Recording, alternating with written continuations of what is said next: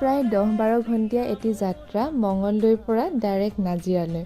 মইতো আনকালে আহিলে সদায় ঘৰতে নামো শিৱসাগৰত, কিন্তু এইবাৰ প্ৰথম মই ডাইৰেক্ট নাজিৰালৈকে টিকেট কৰিছোঁ, কাৰণ এই ভিডিঅ'টো হৈছে 23rd ডিচেম্বৰ আৰু সেই দিনটো আমাৰ বাবে অকণমান বিশেষ হয়।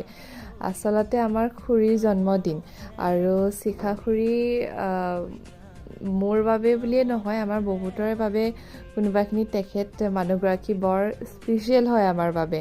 আৰু সেইকাৰণে আহিলোঁ, আৰু ইমান ৰাতিটো আহিছোঁ যদিও ভাগৰ আহি পোৱাৰ লগে লগে ভাগৰটো ফিলেই নহ'ল। আৰু এই দিনটো আমি বহুতে ফেষ্টিভেল ডে' বুলি কওঁ, আৰু কোৱাৰ ইয়াৰ আঁৰত কাৰণটো এটাই, তেখেতৰ জন্মদিন ন' ডাউট। আৰু আমি গোটেইখিনি একেলগে লগ পাওঁ এনেকুৱা কিছুমান অকেজন বা এনেকুৱা কিছুমান দিনতে। আৰু এয়াই আছিলে আজিৰ ভিডিঅ'টো। আশা কৰোঁ আপোনালোকেও চাই ভাল পাব। আজিলৈ আহিছোঁ, বাই।